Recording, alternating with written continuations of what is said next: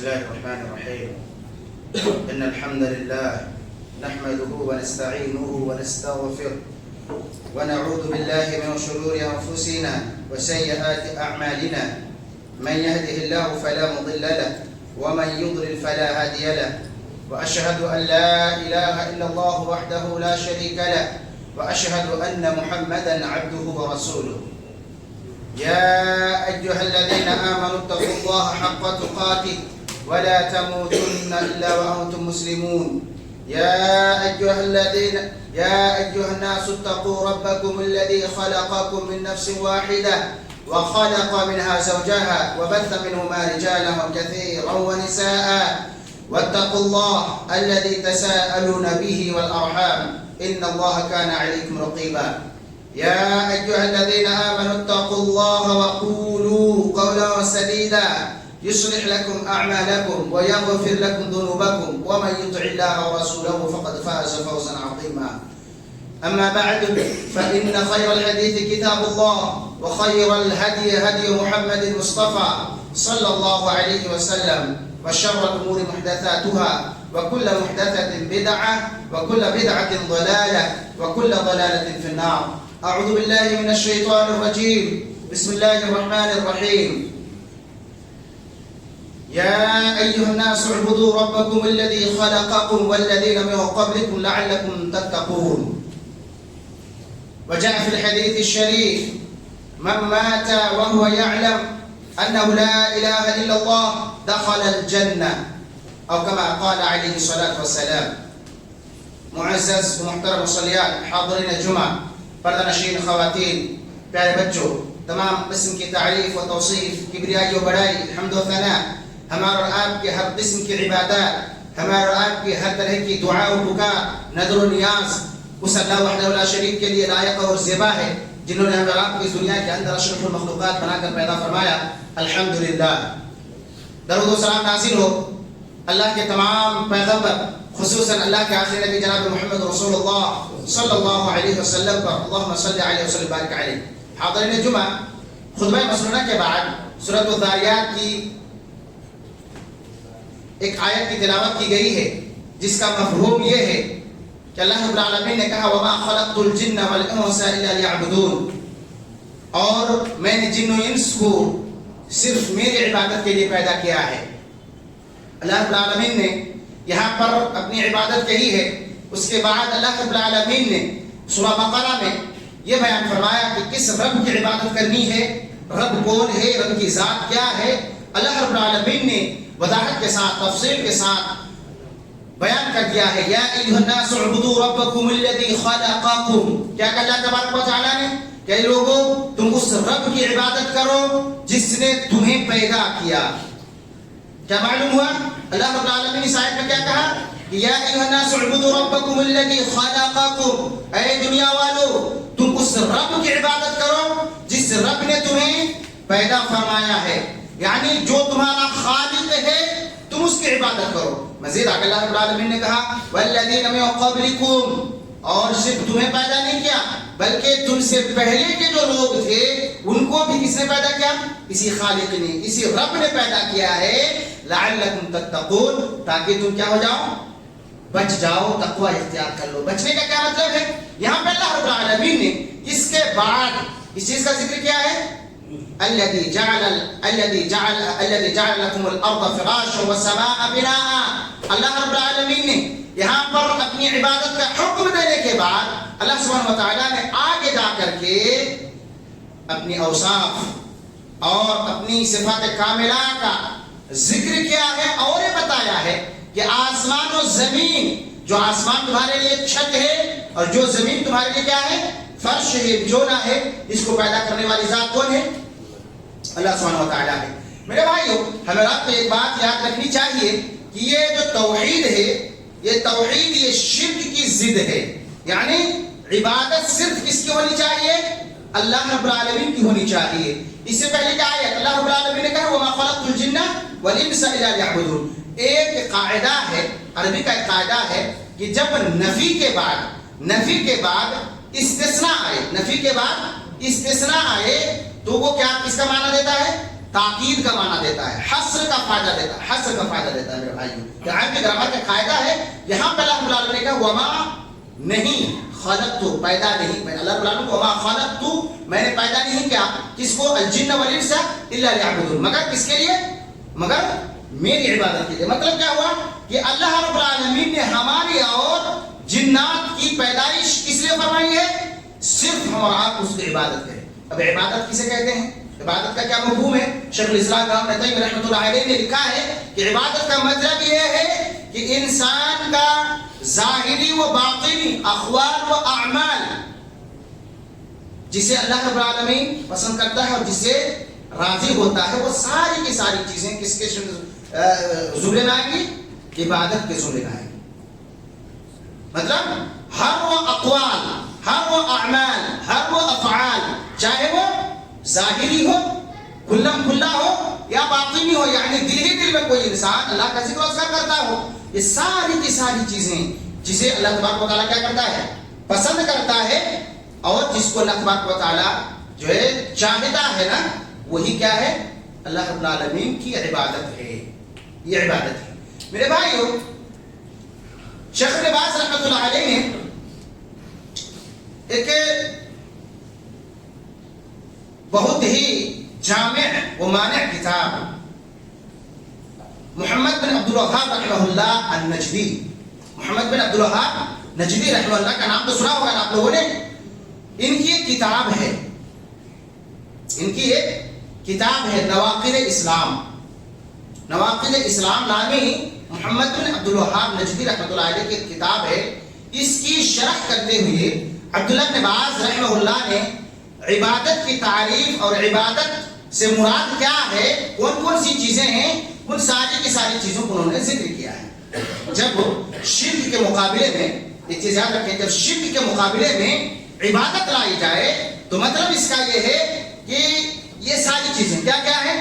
شیخ ابن باز رحمۃ اللہ علیہ کہتے ہیں کہ عبادت سے مراد، اور اس طریقے سے ابھی جو عصر حاضر کے محدث ہیں اور مدرس ہیں شیخ عبد الرزاق البدر حفظہ اللہ، انہوں نے بھی اپنی کتاب، اس کتاب کی شرح کرتے ہوئے لکھا ہے کہ الشرک بعبادت اللہ، الشرک بعبادت اللہ، مطلب اس کا یہ ہے کہ عبادت کیا ہے، عبادت کہہ رہے ہیں کہ دعا، دعا ہے. دعا بھی کیا ہے، عبادت. اللہ کے رسول صلی اللہ علیہ وسلم نے کہا الدعاء هو العبادہ، دعا کیا ہے، عین عبادت ہے. دعا کیا ہے، عین عبادت ہے. اسی طریقے سے کہا کہ دعا ایک عبادت ہے. استغاثہ ہے، استغاثہ یعنی اللہ کو پکارنا، اللہ کے مدد چاہنا، نظر و نیاز کرنا ہے نا، جانور ذبح کرنا وغیرہ وغیرہ. یہ ساری کی ساری چیزیں کس کے زمرے میں آتی ہیں، عبادت کے زمرے میں آتی ہیں. اور عبادت کا مطلب کیا بتایا گیا کہ ہر وہ اقوال و افعال و اعمال جس سے اللہ رب العالمین راضی ہو، جس اللہ تعالیٰ پسند کرتا ہو. تو بتائیں کہ اگر ہم اللہ کے سامنے گڑگڑائیں گے تو اللہ تبارک و تعالیٰ ہمیں آپ کو پسند کرے گا کہ نہیں کرے گا، کرتا ہے نا. تو یہی بات ہے، یہ عبادت ہے. اور اللہ کے رسول صلی اللہ علیہ وسلم نے خود کہا ہے کیا، الدعاء هو العبادہ، دعا ہی عین عبادت ہے، دعا ہی عین عبادت ہے. اور اللہ رب العالمین نے سورہ بقرہ میں فرمایا، کیا فرمایا، اذا سألك عبادي عني فإني قريب أجيب دعوة الداعي إذا دعان، کہ جب میرا بندہ، جب پکارنے والا مجھے پکارتا ہے تو میں اس کی پکار سنتا ہوں. اور مزید اللہ رب العالمین نے دوسرے مقام پر فرمایا ادعونی استجب لکم، ادعونی استجب لکم، کیا کہا ہے کہ تم مجھے پکارو میں تمہاری دعا قبول کروں گا. میرے بھائیو، لہذا دعا ایک عبادت ہے. اسی طریقے سے نظر و نیاز کرنا، یہ ساری کی ساری چیزیں کیا ہے، اللہ رب العالمین کا قرب اختیار کرنے کا ایک ذریعہ ہے. اللہ رب العالمین کا قرب اختیار کرنے کا ایک ذریعہ ہے. تو یہ ساری کی ساری چیزیں کس کے لیے ہونی چاہیے، صرف اللہ رب العالمین کے لیے ہونی چاہیے. میرے بھائیو، میں اپنی بات شروع کرنے سے پہلے، یعنی جو میرا موضوع ہے وہ کیا ہے، نواقض اسلام. نواقض اسلام. ہم اس موضوع پر بات کرنے سے پہلے ہم ایک چیز بتانا چاہتے ہیں کہ اس کا بالمقابل کیا چیز ہے، اس کا اپوزٹ کیا ہے، اس کا اپوزٹ کیا ہے. میرے بھائی، یہ نواقض اسلام کہہ لیں یا نواقض توحید کہہ لیں، نواقض یہ ناقض کی جمع ہے، نواقض یہ جمع ہے. نواقض کیا ہے، جمع ہے نا. اور واحد اس کا سنگیولر کیا ہے، ناقض. نواقض یہ پلورل ہے اور ناقض کیا ہے، واحد ہے، سنگیولر ہے. تو کہتے ہیں اس کا معنی یہ ہے توڑنے والا، ختم کرنے والا، فاسد کرنے والی چیزیں ہے نا. یا جو ہے وہ سارے کے سارے امور، وہ سارے کے سارے اعمال و اقوال و افعال جس سے انسان، جس کے کرنے سے انسان اسلام سے کیا ہو جائے، خارج ہو جائے، اسلام سے نکل جائے، اس کو کیا کہتے ہیں؟ نواقض کہتے ہیں، نواقض اسلام کہتے ہیں۔ واضح سمجھ گئے نا؟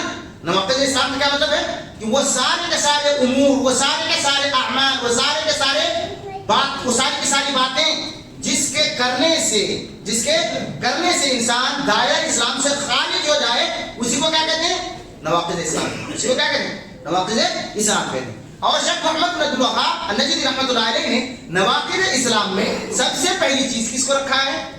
الشرک بعبادت اللہ۔ الشرک بعبادت اللہ، یعنی اللہ کی عبادت میں غیر اللہ کو کیا کرنا؟ شریک کرنا۔ اللہ کی عبادت میں غیر اللہ کو شریک کرنا۔ ایک بڑی عجیب بات ہے نا کہ بھائی ہم مسلمان ہیں اور شرک کیسے کر سکتے ہیں؟ ایک تعجب کی بات ہے کہ نہیں؟ چلو بھائی جو اسلام میں نہیں ہے، جو اسلام کے دائرے میں نہیں ہے، جو کلمہ وہ نہیں ہے، وہ شرک کرتا ہے، پتہ جو ہے مفہوم سمجھ میں آتا ہے، مگر مسلمان ہے اور شرک کرتا ہے، یہ تعجب کی بات ہے نا، یہ تعجب کی بات ہے۔ مگر یہ تعجب کی بات نہیں ہونی چاہیے میرے بھائیوں۔ شرک کا مطلب صرف یہ نہیں ہے کہ ہم جا کر کے جو ہے کیا کر لیں، بت کھڑا کر دیں اور عبادت کرنا شروع کر دیں، یہی مطلب نہیں ہے۔ بہت ساری چیزیں ہیں، آئیے ابھی دیکھیں گے۔ اللہ رب العالمین نے سب سے پہلے توحید کی اہمیت کو اجاگر کیے کہ توحید کیا چیز ہے، توحید کیا چیز ہے۔ میرے بھائی ہمیں آپ کو معلوم ہونا چاہیے کہ توحید کی اتنی اہمیت ہے نا، توحید کی اتنی اہمیت۔ توحید کسے کہتے ہیں؟ توحید کہتے ہیں کہ ہر کام میں، ہر عبادات میں جس کے لیے ہر عبادت کو کس کے لیے خاص کرنا؟ اللہ رب العالمین کے لیے خاص کرنا، چاہے وہ ظاہری ہو یا باطنی ہو۔ ہر قسم کی عبادت کو کس کے لیے خاص کرنا؟ اللہ رب العالمین کو خاص کرنا۔ اللہ رب العالمین کے لیے ہر قسم کی عبادات کو اللہ رب العالمین کے لیے خاص کرنا، یہی کیا ہے؟ توحید۔ اسی کا اپوزٹ کیا ہے، اس کا الٹا کیا ہے کہ ہر قسم کی عبادات میں اللہ کے علاوہ دوسرے کو بھی شریک کر لینا۔ جیسے مثال کے طور پر اولاد مانگنے کے لیے لیٹے ہوئے معبود کے پاس جانا، نہیں سمجھے؟ اولاد مانگنے کے لیے درگاہوں میں جا کر کے دعا کرنا کہ یا فلاں بابا یا فلاں اولیاء فلاں ولی ہمیں کیا کر دے، اولاد سے نواز دے۔ یہ کیا ہے؟ شرک نہیں ہے، شرک ہی نہیں ہے۔ اللہ رب العالمین نے کیا کہا کہ جب پکارنے والا مجھے پکارتا تو میں سنتا ہوں۔ اور عبادت کیا ہے، کس کے لیے؟ اور یہ پکارنا کیا ہے؟ یہ عبادت ہے۔ اور عبادت کس کے لیے ہونی چاہیے؟ صرف اللہ رب العالمین کے لیے ہونی چاہیے۔ آپ سمجھتے جائیں ایک بات کیا ہے کہ اللہ رب العالمین نے کیا کہا، اذا سألک عبادی، جب پکارنے والا پکارتا ہے، میرے بندوں میں سے پکارنے والا جب پکارتا ہے تو میں اس کی پکار سنتا ہوں، میں اس کی پکار کیا کرتا ہوں؟ سنتا ہوں۔ اور یہ پکارنا کیا ہے؟ دعا یدعو کا معنی کیا ہوتا ہے؟ پکارنا، بلانا، ہے نا، یہ معنی ہے نا۔ تو کہتے ہیں کہ جب پکارنے والا مجھے پکارتا ہے تو میں اس کی پکار سنتا ہوں، اب معنی یہ ہوا کہ دعا کا معنی بھی کیا ہے؟ پکارنا ہے، بلانا ہے۔ تو اب اگر ہم اللہ کے علاوہ دوسرے کو پکاریں گے اور دوسرے سے کیا مانگیں گے؟ اولادیں مانگیں گے، تو کیا ہوا؟ شرک نہیں ہوا؟ یہ شرک نہیں ہوا؟ نہیں سر، شاید میں سمجھا نہیں پایا۔ یہ شرک ہوا کہ نہیں ہوا؟ ارے بھائی مان لیجئے کہ میں یہاں پہ اس مسجد کا، میں ابھی مان لیجیے کہ میں اس مسجد کا ذمہ دار ہوں، میں ابھی اس مسجد کا امام ہوں، تو میں اس مسجد کا ذمہ دار ہوں۔ آپ بتائیے کہ یہاں پہ آ کر زبردستی اگر کوئی میری جگہ میں کھڑے ہو جائے تو یہ میری جو ہے ذمہ داری میں شراکت داری ہوئی کہ نہیں ہوئی؟ یہ شراکت داری ہوئی۔ اور اسی شرک کو جو ہے آپ سمجھ لیں کہ ان شرکوں میں سے ایک قسم کیا ہے شرک کی؟ پکارنا ہے۔ اب دیکھیں، اب پکارنا صرف کس کو ہے؟ اللہ رب العالمین کو ہے۔ اب اگر ہم اللہ کے علاوہ دوسرے کو پکاریں گے تو اللہ کی عبادت میں خلل نہیں ہوئی؟ اللہ کی عبادت میں خلل ہوئی کہ نہیں ہوئی؟ شاید سمجھا نہیں پایا میں۔ دیکھیں میرے بھائیوں، میں آگے چلتا ہوں کہ اللہ رب العالمین نے کہا کہ پکارنا صرف اللہ کو ہے۔ پکارنا صرف کس کو ہے؟ اللہ کو ہے۔ اب اگر ہم پکارنے کا حق دوسرے کو دے دیں، کس کو دے دیں؟ دوسرے کو دے دیں، مخلوق کو دے دیں، تو یہ کیا ہو گیا؟ اللہ کے ساتھ شرک ہو گیا، اللہ کے ساتھ شرک ہو گیا۔ اور شرک کیا ہے؟ اللہ رب العالمین نے سورہ لقمان، حضرت لقمان حکیم کی وصیت اور نصیحت کو ذکر کرتے اللہ رب العالمین نے قرآن حکیم کے اندر کیا کہا؟ یا بنی لا تشرک باللہ ان الشرک لظلم عظیم۔ کیا کہا اللہ تعالیٰ نے؟ اے میرے بیٹے اللہ کے ساتھ شرک نہیں کرنا۔ کیا کہا اللہ نے؟ اے میرے بیٹے اللہ کے ساتھ شرک نہیں کرنا۔ کیوں؟ ان الشرک لظلم عظیم، کیونکہ شرک کیا ہے؟ سب سے بڑا ظلم. اب آپ کو بتاتا چلوں ظلم کیا ہے, سمجھ رہے ہیں ظلم کیا ہے معلوم ہے آپ لوگوں کو؟ ظلم مان لیجیے کہ یہ ٹوپی ہے نا, یہ ٹوپی کہاں پہ لگانے کی ہے؟ سر میں ہے, سر پر لگانے کی ٹوپی یہ چیز ہے. آپ اگر ہم اس کو کہاں پہ لگائیں؟ پیر پہ لگائیں. یا جوتا ہے, چپل ہے, چپل کہاں پہ لگانے کی چیز ہے؟ پیر میں ہے. چپل کہاں پہ لگانے کی چیز ہے؟ پیر میں پہننے کی چیز ہے. اس کو اگر ہم سر پہ لگائیں تو کیا ہے؟ ظلم نہیں ہوا. وَضْعُ الشَّيْءِ فِي غَيْرِ مَحَلِّهِ. شرک کا معنی کیا ہے کہ کسی چیز کو اس کے اصل جگہ سے ہٹا کر کے کسی غیر مناسب جگہ میں رکھ دینا. تو اب بتائیے کہ دعا مناسب اور پکارنا کس کو مناسب ہے؟ اللہ کو ہے. اب اللہ کو چھوڑ کر کے اگر دوسرے کے پاس جا کر کے ہم دوسرے کو پکاریں گے, دوسرے کے درگاہ میں جا کر کے پکاریں گے تو کیا ہوا؟ شرک نہیں ہوا. سمجھے کہ نہیں سمجھا؟ سمجھ گیا نا؟ تو یہ بتائیے کہ تعجب کی کیا بات ہے اس میں؟ تعجب کرنے کی کیا بات ہے کہ بھائی مسلمان ہے اور شرک, مطلب مسلمان ہے اور شرک کیسے کر سکتا ہے؟ یہ اس طریقے سے کرتا ہے میرے بھائی. اللہ رب العالمین نے یہاں پہ یہ کہا. اب میرے بھائی آگے چلتے ہیں کہ توحید کی اہمیت کو اگر جاننا ہے نا تو آگے آئیے دیکھتے ہیں کہ اللہ کے رسول صلی اللہ علیہ وسلم حضرت معاذ بن جبل رضی اللہ تعالیٰ عنہ کو معلوم ہے نا آپ لوگوں کو؟ حضرت معاذ بن جبل رضی اللہ تعالیٰ عنہ کو جانتے ہیں نا؟ بہت بڑے صحابی تھے, جلیل القدر صحابی. ان کو اللہ کے رسول صلی اللہ علیہ وسلم جو ہے اپنے گدھے کے پیچھے بیٹھائے ہوئے ہیں. حضرت معاذ بن جبل کہتے ہیں کنت ردیفا نبی صلی اللہ علیہ وسلم کہ میں نبی کریم صلی اللہ علیہ وسلم کے پیچھے. ردیف کا مطلب ہوتا ہے کہ کسی کو اپنے سواری کے پیچھے بٹھانا. جیسے میں بائک سے جاتا ہوں, میں نے کسی کو بٹھا لیا, اس کو کیا کہیں گے؟ ردیف کہیں گے. اس کو کیا کہتے ہیں؟ ردیف کہتے ہیں. تو کہتے ہیں کہ حضرت معاذ بن جبل رضی اللہ تعالیٰ عنہ کہتے ہیں کہ اللہ کے رسول صلی اللہ علیہ وسلم کے پیچھے, گدھے کے پیچھے میں ایک مرتبہ بیٹھا ہوا تھا, ہے نا؟ تو اللہ کے رسول صلی اللہ علیہ وسلم نے کہا یا معاذ هل تدری ما حق اللہ علی عبادہ, کہ اے معاذ تمہیں معلوم ہے کہ اللہ کا اپنے بندوں پر کیا حق ہے؟ آپ میں سے یا ہم میں سے مان لیجیے کتنے لوگوں کو معلوم ہے کہ اللہ کا حق ہم پر کیا ہے؟ کتنوں کو معلوم ہے؟ نہیں ہے معلوم. یہ مسلمان ہیں اور ہم اپنے آپ کو کہہ رہے ہیں مسلمان ہیں, ہم پٹائی کھا رہے ہیں وغیرہ وغیرہ بات ہے. میرے بھائیو کہنے کی بات یہ ہے کہ حضرت معاذ بن جبل کو اللہ کے رسول صلی اللہ علیہ وسلم جو ہے پوچھ رہے ہیں کہ آپ کو معلوم ہے کہ اللہ کا حق اپنے بندوں پر کیا ہے؟ غور سے سنیں. اور ایک نقطے کی بات یہ ہے کہ دیکھیں اللہ کے رسول صلی اللہ علیہ وسلم کا تواضع دیکھیں, اللہ کے رسول صلی اللہ علیہ وسلم کا تواضع دیکھیں, انکساری دیکھیں کہ اللہ کے رسول اتنے بڑے رسول ہیں, خاتم النبیین اور امام الرسل, ہے نا, امام الانبیاء و امام الرسل, اور وہ ایک بچے کو اپنے سواری کے پیچھے بٹھائے ہوئے, یہ اس کو کہتے ہیں تواضع, اس کو تواضع کہتے ہیں بھائی. حضرت معاذ بن جبل کو اللہ کے رسول پوچھ رہے ہیں کہ معاذ بتاؤ کہ تمہیں معلوم ہے کہ اللہ کا اپنے بندوں پر کیا حق ہے؟ اللہ کا اپنے بندوں پر کیا حق ہے؟ تو انہوں نے کہا واللہ اعلم, ہمیں معلوم نہیں. اللہ کا رسول یہ چیز کون جانتا ہے؟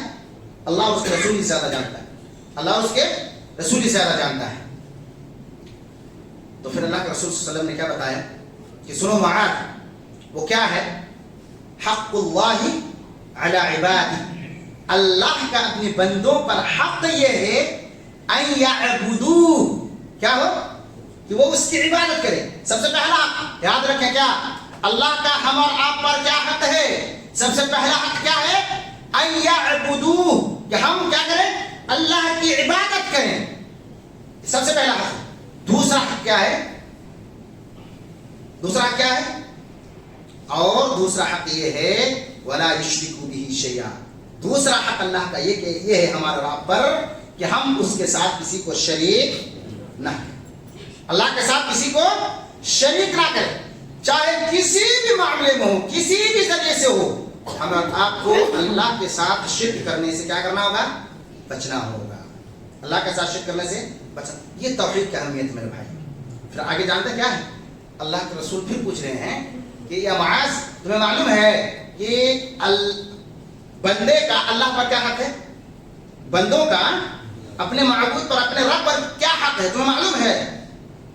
تو انہوں نے کہا کہ اللہ اعلم ورسولہ, اللہ اس کے رسول ہی زیادہ جانتے ہیں, ہمیں معلوم نہیں ہے. اس نقطے سے نا, اس ٹکڑے سے, اس ٹکڑے سے یہ بات معلوم ہوتی ہے کہ انسان کو بہت زیادہ بڑبڑانا نہیں چاہیے, ہے نا. جو آپ کو معلوم نہیں ہے اس کے بارے میں جو ہے نا بہت زیادہ بولے نا. جو زیادہ جانتا ہے اسی انسان کو بولنا چاہیے. سمجھ رہے ہیں؟ دیکھیں حضرت معاذ بن جبل اللہ کے رسول کیا کہہ رہے ہیں؟ اللہ اعلم ورسولہ، کہ اللہ اس کے رسول زیادہ جانتے ہیں، ہے نا؟ تو مطلب اس کا کیا ہوا کہ انسان جو سامنے والا ہے جو بتا رہا ہے، ظاہر سی بات ہے کہ اس کو اس سے زیادہ علم ہوگا تبھی تو اس چیز کے بارے میں بتا رہا ہے. اب اگر ہم اس کے متعلق جو سوال کھڑا کر دیں، ہے نا، وہ ظاہر الگ بات ہے کہ اگر ہم نہیں جانتے اس کے متعلق تو سوال کھڑا کر رہے ہیں تو الگ بات ہے. ہم اس کے متعلق جاننے کے تعلق سے سوال کھڑا کر رہے ہیں مگر ہمیں معلوم نہیں ہے، ہم الٹی سیدھی باتیں کر رہے ہیں بنی اسرائیلی کی طرح، تو پھر یہ صحیح نہیں ہے میرے بھائی. ہاں تو اللہ کا رسول کیا کہہ رہے ہیں حضرت معاذ سے؟ تو معاذ کو معلوم ہے کہ اللہ پر اپنے بندوں کا کیا حق ہے. تو حضرت معاذ بن جبل رضی اللہ عنہ نے کیا کہا کہ نہیں اللہ کے رسول کو معلوم نہیں.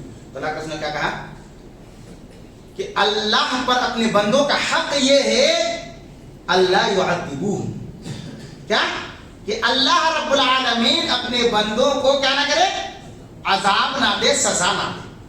کن بندوں کو سزا نہ دے؟ کن کو؟ جو جا کر کے ہم اور آپ کو بہت سارے لوگ ہمارے مسلمانوں جو درگاہوں میں جا کر کے اور طرح طرح کے جو شرکیہ کام کر رہے ہیں ان لوگوں کے بارے میں اللہ کے رسول نے کہا نہیں. اور ایک حدیث سناتا ہوں آپ کو، دیکھیں اللہ کے رسول صلی اللہ علیہ وسلم نے کہا ما من مسلم يموت فيقوم على جنازته 40 رجلا لا يشركون بالله شيئا. اللہ کے رسول کیا کہے؟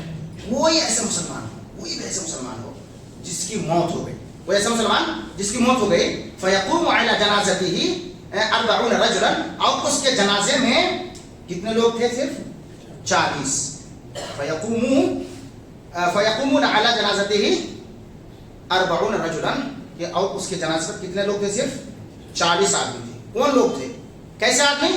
لا یشرکون باللہ شیئا، وہ لوگ جنہوں نے زندگی میں کبھی بھی اللہ کے ساتھ کچھ بھی شرک نہ کیا ہو. لہذا معلوم یہ ہوا کہ توحید کی اتنی اہمیت ہے، توحید کی اتنی اہمیت ہے کہ اللہ کے رسول صلی اللہ علیہ وسلم اتنی بڑی بشارت دے رہے ہیں کہ اگر کوئی انسان، کوئی مسلمان مر جائے اور اس کی جنازہ کتنے لوگ صرف پڑھے؟ صرف 40 لوگ پڑھے، تو اللہ کے رسول کہہ رہے ہیں شفعہم اللہ، تو ایسے لوگوں کی اللہ رب العالمین کے نزدیک میں کیا کروں گا؟ سفارش کروں. میرے بھائی یہ توحید کی اہمیت ہے. آپ بتائیے اگر ہم اور آپ شرک کریں، ہم اور آپ کیا کریں؟ شرک کریں، شرک کا کام انجام دیں، تو بتائیے کہ اللہ کے رسول صلی اللہ علیہ وسلم کی سفارش، اللہ کے رسول صلی اللہ علیہ وسلم کی شفاعت ہمیں اور آپ کو نصیب ہوگی؟ ہمیں اور آپ کو شفاعت نصیب ہوگی؟ نہیں سمجھا پایا شاید. ارے بھائی بتائیے کہ اللہ کو ہی صرف پکارنا ہے. بھائی آج پکارنے پر ہی بات کرتا ہوں، صرف اللہ ہی کو پکارنا ہے، مدد کے لیے ہو یا کسی بھی چیز کے لیے ہو، صرف کس کو پکارنا ہے؟ صرف اللہ کو پکارنا ہے. اب اگر اللہ کو چھوڑ کر کے دوسرے کو پکارے، دوسرے کو جو ہے مددگار مانے، دوسرے کو مددگار مانگے، دوسرے سے مدد طلب کرے، دوسرے سے اولادیں مانگے اور دوسرے سے اپنی ضروریات پوری کریں، تو یہ اللہ کے ساتھ شرک کرنا نہیں ہوا؟ اللہ کے ساتھ شرک کرنا ہوا کہ نہیں ہوا؟ اب اللہ کے ساتھ جب ہم نے شرک کر دیا اور ہمارے جنازے میں اگر لاکھوں لوگ آ جائیں، ہم مشرک ہیں، لاکھوں لوگ آ جائیں اور وہ سارے کے سارے شرک کرنے والے لوگ میری جنازہ پڑھیں، ہمیں کچھ فائدہ ہوگا؟ نہیں ہوگا. اللہ کے رسول یہ کہہ رہے ہیں کہ اگر کوئی انسان، کوئی مسلمان مرا اور اس کی جنازہ کتنے لوگ صرف پڑھ رہے ہیں؟ صرف 40 لوگ پڑھ رہے ہیں. کیسے لوگ؟ موحد لوگ، جنہوں نے زندگی میں کبھی شرک کا کام نہیں کیا ہے. تو ایسے لوگوں کو کل قیامت کے دن اللہ رب العالمین جو ہے بخش دے گا اور ایسے لوگوں کو میری شفاعت نصیب ہوگی. یہ توحید کی اہمیت ہے، یہ توحید کی اہمیت ہے. اور شرک کی قباحت میں معلوم ہے کہ شرک کتنی قبیح چیز ہے، کتنا خطرناک جرم ہے، کتنا گھٹیا جو ہے گناہ ہے کہ اللہ کے رسول صلی اللہ علیہ وسلم بھی کریں اور اللہ رب العالمین کو کہے گا، ہے نا میرے بھائی. شرک بہت خطرناک چیز ہے، شرک بہت خطرناک چیز ہے. میرے بھائی لوگ آگے چلتے ہیں کہ اس کے بعد جو ہے توحید کی اہمیت معلوم ہونے کے بعد ہمیں آپ کو یہ چیز جاننی چاہیے کہ شرک کا کیا مفہوم ہے. شرک کا کیا مفہوم ہے؟ شرک کا مفہوم ہمارا آپ کو معلوم ہو ہی گیا ہے. کیا کہ مساوت غیر اللہ مع اللہ. کیا کہیں کہ غیر اللہ کو اللہ کے برابر قرار دے دینا، غیر اللہ کو اللہ کے برابر قرار دے دینا. بما یختص به، ان چیزوں میں جن کے ساتھ صرف اور صرف کون خاص ہے؟ اللہ تبارک و تعالیٰ خاص ہے. یا وہ چیزیں جن چیزوں کے تعلق سے یہ بات واضح ہے کہ ان چیزوں میں متصرف صرف اور صرف کون ہے؟ اللہ تبارک و تعالیٰ ہے. उन चीजों में अगर कोई इंसान अल्लाह के अलावा दूसरे को शरीक करता है, बराबर करता है, तो ये क्या है? शिर्क। ये क्या है? शिर्क मेरे भाइयों। और ये शिर्क सबसे बड़ा गुनाह है। और हमें आपको ये बात मालूम होनी चाहिए। हजरत अबू बकर रज़ियल्लाहु ताला अन्हु की हदीस है, बुखारी मुस्लिम की बात है। वो कहते हैं कि हजरत अबू बकर रज़ियल्लाहु ताला अन्हु कहते हैं कि अल्लाह के रसूल सल्लल्लाहु अलैहि वसल्लम ने हमसे कहा कि उन्होंने कहा कि अबू बकर, तुम्हें मालूम है कि क्या मैं तुम्हें ये ना बताऊं कि दुनिया का सबसे बड़ा गुनाह क्या है? दुनिया का सबसे बड़ा गुनाह क्या है? तो उन्होंने कहा कि क्या अल्लाह के रसूल बताएं। तो अल्लाह के रसूल सल्लल्लाहु अलैहि वसल्लम ने क्या कहा? अश्शिर्कु बिल्लाह। क्या कहा? अश्शिर्कु बिल्लाह व उकूकुल वालिदैन। अश्शिर्कु बिल्लाह व उकूकुल वालिदैन। क्या कह रहे अल्लाह के रसूल कि दुनिया का सबसे बड़ा गुनाह क्या है? अल्लाह के साथ शिर्क करना, अल्लाह के साथ किसी गैर को, किसी मखलूक को बराबर करार देना, ये क्या है? सबसे बड़ा गुनाह। और दूसरा गुनाह क्या है? अल्लाह के रसूल मालूम है? व उकूकुल वालिदैन, और वालिदैन की नाफरमानी, और वालिदैन की नाफरमानी। मेरे भाई, नौजवान भाई हमारे हैं यहाँ, आप इस चीज पर गौर करें, आप इस चीज पर गौर करें। अल्लाह के रसूल सल्लल्लाहु अलैहि वसल्लम ने क्या कहा? व उकूकुल वालिदैन। और दुनिया में सबसे बड़ा गुनाह शिर्क है। और दूसरे नंबर पे किसको जिक्र किया अल्लाह तबारक व तआला ने? वालिदैन की नाफरमानी। और इसी तरीके से इसका अपोजिट अगर ले लेंगे ना, तो अल्लाह रब्बुल आलमीन ने जहां पर भी अपना तज़किरा किया है, वक़दा रब्बुका अल्ला तअबुदू इल्ला इय्याहु व बिल वालिदैन। देखें यहां पर जब तौहीद की बात आई तो अल्लाह रब्बुल आलमीन ने भी किसका जिक्र किया? अपना हक जिक्र किया कि अल्लाह रब्बुल आलमीन ने ये फैसला कर दिया, वक़दा रब्बुका अल्ला तअबुदू। अल्लाह रब्बुल आलमीन ने ये फैसला, तुम्हारे रब ने ये फैसला कर दिया अल्ला तअबुदू इल्ला इय्याहु, कि तुम उसके अलावा किसी की इबादत ना करो। और फिर क्या कहा? व बिल वालिदैन ihसान। और ये भी फैसला कर दिया तेरे रब ने कि तुम अपने वालिदैन के साथ हुस्न सलूक करो, अपने रब के साथ क्या करो?